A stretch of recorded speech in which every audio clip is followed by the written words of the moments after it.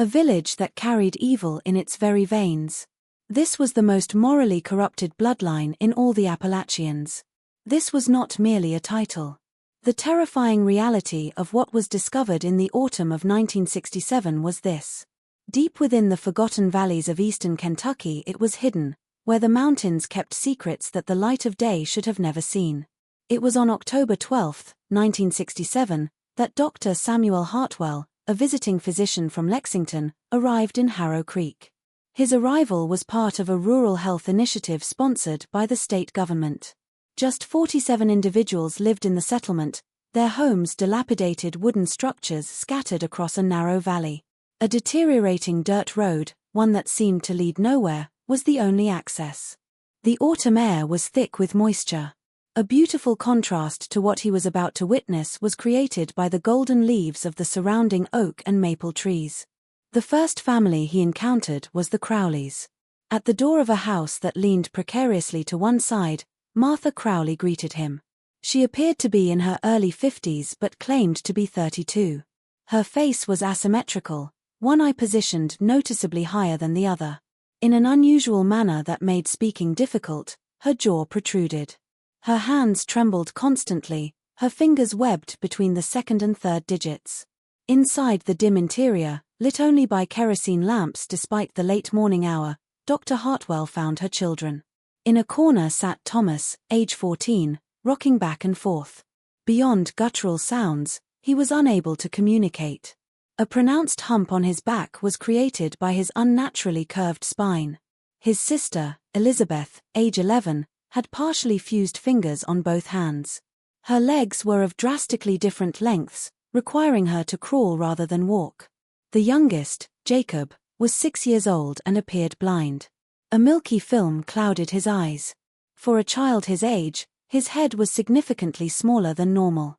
In broken, slurred speech, Martha explained that her husband was also her uncle. After her grandmother died in childbirth, her mother had married her grandfather. The product of siblings was her father. As if describing the weather, she recounted this family tree, with no awareness that anything was abnormal. For 3 days, Dr. Hartwell spent documenting what he found in Harrow Creek. In the next hollow over lived the Hendersons. James Henderson, aged 28, had severe intellectual disabilities. Facial features that seemed almost melted together marked his appearance. Check if you're already subscribed to this channel. Nearly flat against his face was his nose, his ears positioned too low on his skull. His first cousin was his wife, Rebecca. A horrifying array of conditions was displayed by their 4 children: cleft palates so severe that eating was nearly impossible, club feet that had never been treated, seizures occurring multiple times daily, and profound deafness. In a 2-room cabin, 3 generations of the Mercer family lived. The patriarch was Elijah Mercer, aged 61. Back in 1940, he had married his niece when she was 15 and he was 34. Their children had then married each other, and parents who were both siblings and cousins were now raising their grandchildren. The genetic consequences were catastrophic. Of the 12 grandchildren, only 5 had survived past infancy. Conditions that Dr. Hartwell had only read about in medical textbooks were suffered by those who lived: microcephaly, where the skull failed to grow properly, polydactyly with extra, non-functional fingers and toes, and severe skeletal deformities that left them unable to stand upright. That every single family in Harrow Creek was interconnected was discovered by the doctor. This was through multiple generations of close relation unions. Sisters had been married by brothers, nieces had been married by uncles. The most distant relationship anyone could remember was first cousins. A closed genetic pool had been created by the isolation of the valley, combined with religious beliefs that outsiders were dangerous and that keeping the family pure was godly. For over a century, the same DNA had been recycling. On the evening of October 14, 1967, Dr. Hartwell sat in his vehicle. By flashlight, he wrote his preliminary report, his hands shaking. The temperature had dropped. In the cold mountain air, he could see his breath. He had counted 31 individuals with severe physical deformities, 18 with profound intellectual disabilities, and 12 children under the age of 10 who had likely not survived to adulthood. Some evidence of genetic abnormality was shown by every single person he examined. The social worker who had accompanied him, Patricia Fleming, had become physically ill on the second day. She refused to continue the visits. Now she sat in the car crying quietly, unable to process what they had witnessed. This was not poverty. This was not neglect. The biological consequence of generation after generation of forbidden unions was this. A bloodline so corrupted that normal human development had become impossible had been created. A decision was made by Dr. Hartwell that night. He would report everything to the Kentucky State Health Department. He would demand intervention. What had been hidden in these mountains for far too long, he would expose. But as he prepared to leave Harrow Creek the next morning, an elderly woman approached his vehicle. Sarah Crowley was her name, and she was 83 years old. One of the few in the settlement who could speak clearly. With surprising strength, she grabbed his arm. Words that would haunt him for the rest of his life were said by her. "You think we're the only ones, Doctor? There are 3 more valleys just like ours. And nobody ever cared before. Nobody will care now." Check if you're already subscribed to this channel, because the stories we uncover here are the ones history tried to bury. The truths that make us question how far human isolation can push the boundaries of survival can be found here, and you won't find these revelations anywhere else. On the desk of Dr. Margaret Oswell, the director of the Kentucky Division of Maternal and Child Health, landed the report Dr. Hartwell submitted on October 20, 1967. Whether this was an elaborate hoax was questioned by what she read. Too extreme, too impossible for modern America seemed the description. But a different story was told by the photographs accompanying the report. Black and white images showed children with faces that barely resembled human features. Adults whose bodies had been twisted into shapes that defied normal anatomy. Living conditions that belonged to a different century were also pictured. By November 3, 1967, a team of 7 specialists had been assembled, 3 physicians, 2 social workers, 1 geneticist from the University of Kentucky, and a representative from the State Attorney General's office. They arrived in Harrow Creek on a cold gray morning. The first snow of the season was beginning to fall, coating the mountains in white and making the narrow road even more treacherous. The lead in documenting the family connections was taken by Dr. Richard Peaton, a geneticist who had studied hereditary disorders for 20 years. Beyond anything he had encountered in his career was what he discovered. Using handwritten records kept by some of the older residents, birth records from a small Baptist church that serviced the area until 1952, and extensive interviews, he began to map the genealogy of Harrow Creek. In 1847, the settlement had been founded by 3 families, the Crowleys, the Hendersons, and the Mercers. From Virginia they had come, seeking isolation in the Kentucky mountains for religious reasons. A fundamentalist interpretation of Christianity that emphasized separation from the outside world and preservation of family purity was practiced by them. By 1870, the community had grown to roughly 60 individuals. But then the pattern began. Exclusively within the settlement, marriages started occurring. By 1890, between first cousins at the very least, every union was. By 1910, nieces were being married by uncles, and in some cases, relationships that produced children were being entered into by half-siblings. Self-reinforcing became the isolation. As genetic problems began to appear, more ashamed and more determined to hide from outsiders became the families, which only intensified the closed breeding pattern. Family trees that looped back on themselves in impossible ways were shown by Dr. Peaton's charts. One man, Daniel Mercer, born in 1923, was simultaneously the grandson, nephew, and cousin of Elijah Mercer. The product of Elijah's relationship with his own daughter had been his mother. When Daniel grew up, he married his half-sister, and some of the most severe deformities in the entire settlement were displayed by their children. Conditions that shocked even the experienced physicians were revealed by the medical examinations conducted in November 1967.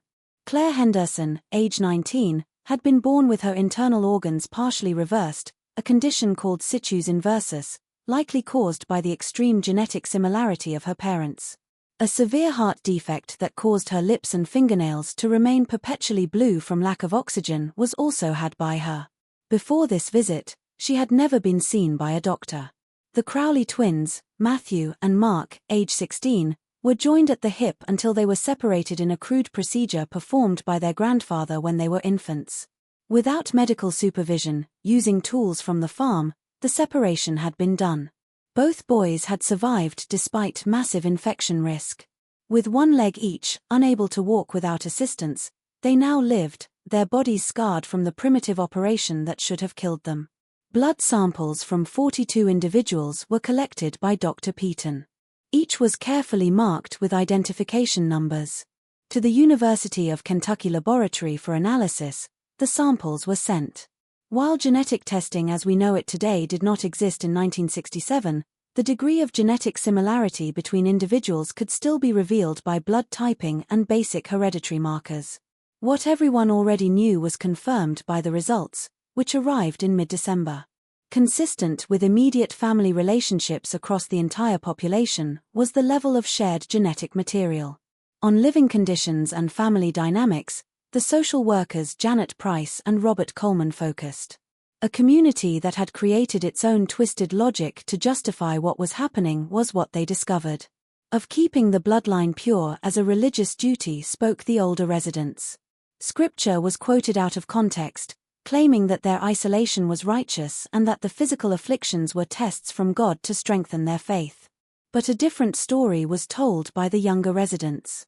Emily Mercer, aged 24, one of the few who could read and write, to Janet Price confessed that she had tried to leave when she was 17.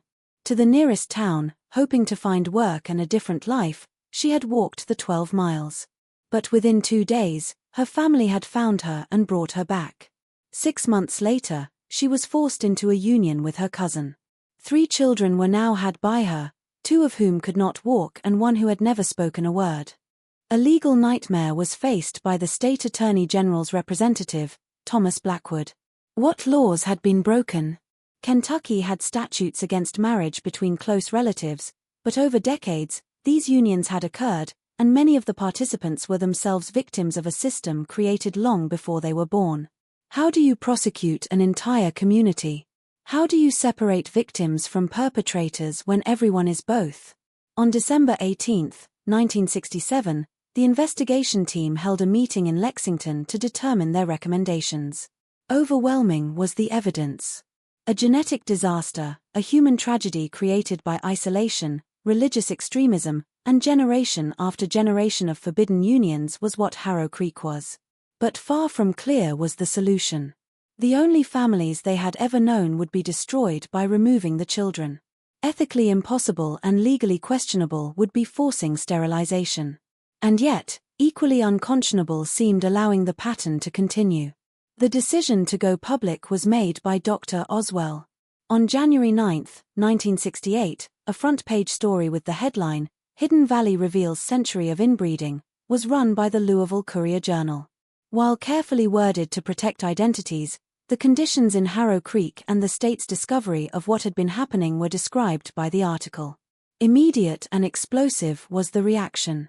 Across Kentucky and eventually the entire nation, the article sent shock waves. By January 15, 1968, reporters from newspapers as far away as New York and California were attempting to reach Harrow Creek. Overwhelmed by media attention and public outrage, the state government established roadblocks to prevent unauthorized access to the settlement. But the story was out, and America was both horrified and fascinated. That Harrow Creek was not unique was discovered by the journalists through their research. Encouraged by the attention, Dr. Oswell's team began investigating reports of similar isolated communities throughout the Appalachian region. By February 1968, at least 6 other settlements in eastern Kentucky alone had been identified by them, where closed breeding patterns had created genetic catastrophes. The most shocking was a community called Stillwater Hollow, where every single resident born in the past 30 years had some form of physical or cognitive disability. Back in Harrow Creek, with a mixture of shame, anger, and confusion, the residents reacted to the exposure. Many of the older generation refused to speak with the social workers who were now visiting weekly. As persecution, as an attack on their way of life and their religious beliefs, they saw the intervention. Outside his cabin in the freezing February wind, Elijah Mercer, the patriarch who had started his own family through a union with his niece, stood and shouted at the vehicles bringing supplies and medical aid, "We didn't ask for your help. We didn't ask to be put on display like animals." But their stories began to be told by the younger residents, particularly the women. Rebecca Henderson, whose children suffered from multiple severe conditions, broke down during an interview with social worker Janet Price on February 22, 1968. How she had been forced into her union with her cousin when she was just 14 years old was described by her. She had begged her parents to let her attend the high school in the nearest town 12 miles away, but they had refused. By 15, she was expecting her first child. By 18, she had 3 children, all with devastating health problems. "I never wanted this," Rebecca said, her voice barely above a whisper, her asymmetrical face wet with tears. "I never wanted to bring children into this world, knowing what would happen to them. But what choice did I have? Where could I go? Who would take me in looking like this?" In early March 1968, a disturbing discovery was made by the medical team that had been providing care since January. Sarah Crowley, the 83-year-old woman who had warned Dr. Hartwell, had kept detailed diaries dating back to 1922. In these handwritten journals, she had documented births, unions, and deaths in the settlement. A systematic pattern of coercion and control that had kept the closed breeding cycle going for generations was revealed by the pages. Young women who expressed interest in outsiders were confined to their homes. Men who tried to leave were threatened with violence. Children who were born with the most severe deformities were hidden away, never allowed outside their houses, sometimes kept in root cellars or attic spaces. At least 15 instances where newborns with extreme abnormalities had died within days of birth had been recorded by Sarah, though whether from natural causes or deliberate action was impossible to determine from her entries. Something even more disturbing was also revealed by the diary. The religious justification for the isolation was not traditional fundamentalist Christianity, but rather a twisted doctrine created by the settlement's founder, Nathaniel Crowley, in the 1850s. He had preached that mixing with outsiders would corrupt the soul, that physical affliction was a sign of spiritual testing, and that those who remained faithful despite suffering would be rewarded in the afterlife. This belief system had been passed down through generations, becoming more extreme with each passing decade. On March 14, 1968, a public hearing in Frankfort was held by the state of Kentucky to determine what action should be taken. With journalists, medical professionals, religious leaders, and concerned citizens, the hearing room was packed. His genetic findings were presented by Dr. Peaton, explaining in terms that non-scientists could understand how the repeated close relation unions had created a population where harmful recessive genes had become dominant. "Every human carries genetic mutations," Dr. Peaton explained, holding up charts that showed the family connections in Harrow Creek. "Most of these mutations are harmless because we inherit different versions from each parent. But when parents are closely related, the chance that a child will inherit the same harmful mutation from both parents increases dramatically.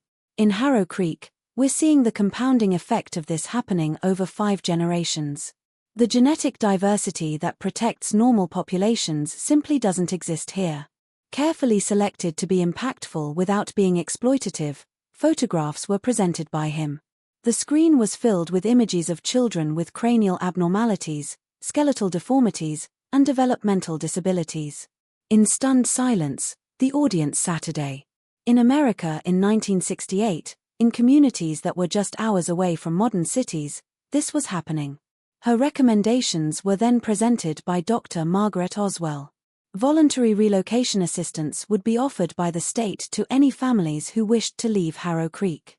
Free of charge, medical care would be provided to all residents.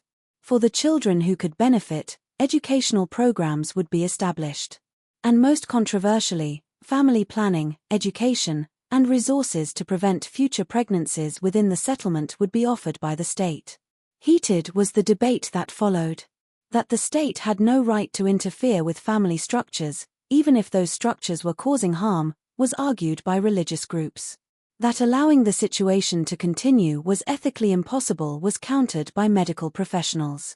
Whether any intervention could be enforced without violating constitutional rights was questioned by legal experts. This is the moment where we must pause and reflect. If this story has moved you, if you felt the weight of what these families endured, leave a comment with the words that Rebecca Henderson whispered to the social worker through her tears: "I never wanted this." Let those 4 words represent the countless victims of isolation and genetic tragedy who never had a voice. By June 1968, the state's intervention program was in full operation. A medical clinic had been established in the nearest town, staffed by volunteer physicians and nurses. Weekly visits to Harrow Creek were made by social workers, offering counseling and resources. Educational materials about genetics and family planning were distributed, though many of the older residents refused to even look at them. Mixed and painful was the response from the community. 12 families, primarily younger couples with children, accepted the relocation assistance. To subsidized housing in Lexington and surrounding towns, they moved, where they could access medical care and their children could attend schools with special education programs. Brutal was the transition. Discrimination, stare, and whispers were faced by these families wherever they went. Bullied mercilessly were children who looked different. Employment was struggled to find by adults. One of those who relocated was Emily Mercer, who had tried to escape years earlier. In an interview conducted in September 1968, her new life with cautious optimism was described by her. Medical treatment was being received by her children. With a speech therapist, the youngest, who had never spoken, was working. But with depression and overwhelming guilt, Emily herself struggled. She had left behind her parents, her siblings, and the only world she had ever known. "I look at my children and I see what I did to them," she said, her voice breaking. I knew what would happen, but I couldn't stop it. And now I'm supposed to be grateful that someone finally noticed, that someone finally cared enough to help. Where were they 20 years ago?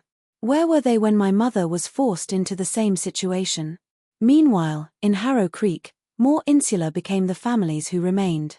The resistant families were organized into a unified front by Elijah Mercer.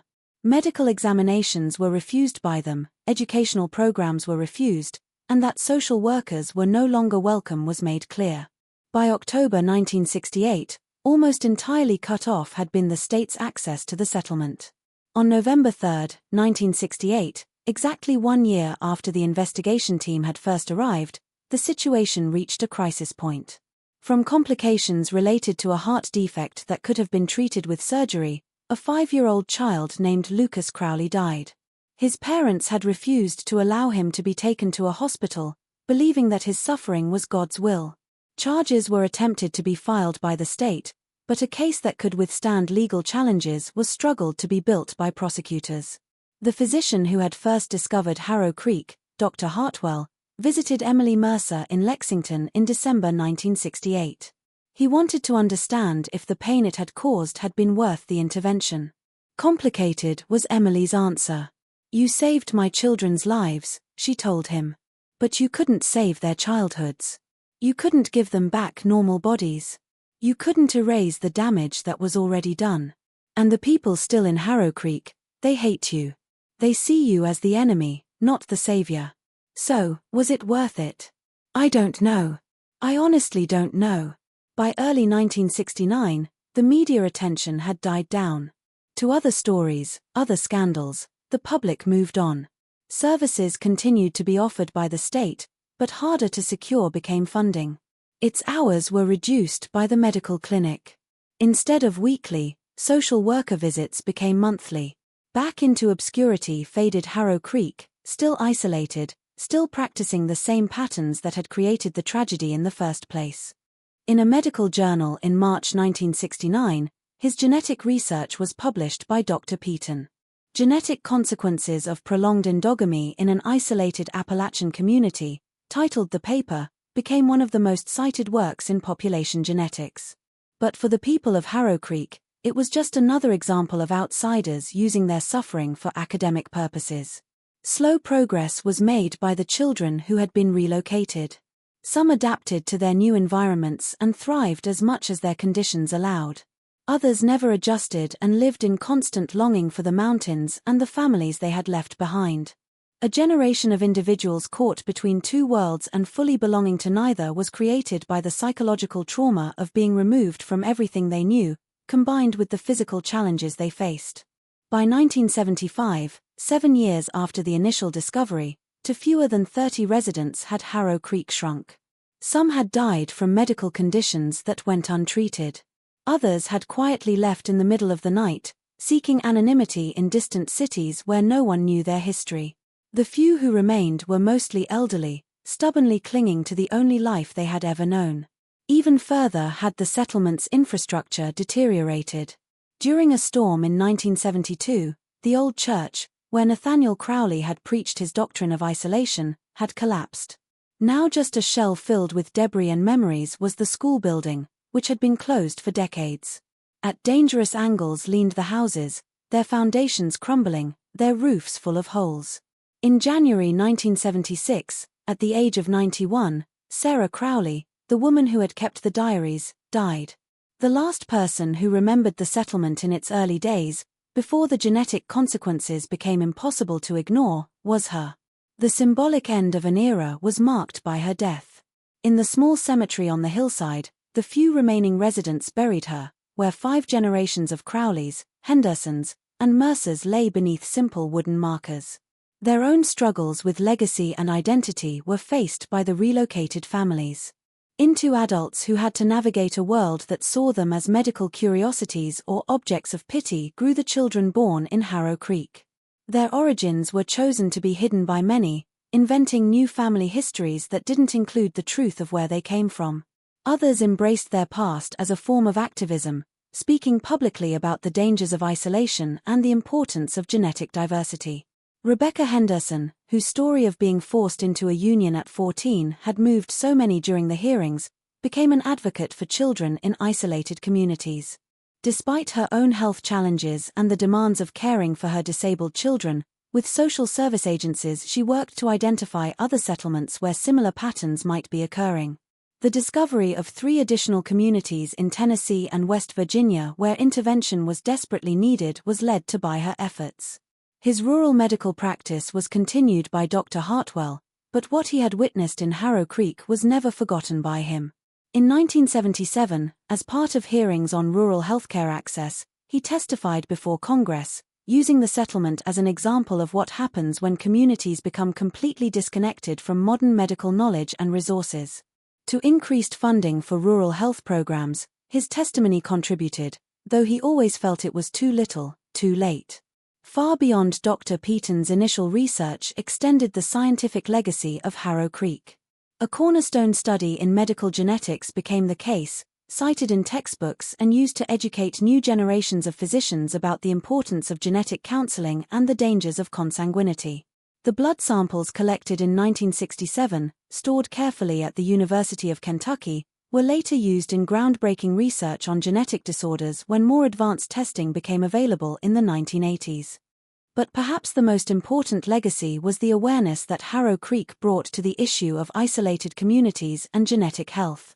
An uncomfortable truth was forced to be confronted by American society by the case, that even in a modern, developed nation, there were pockets of such extreme isolation that medieval patterns of behavior persisted with devastating consequences.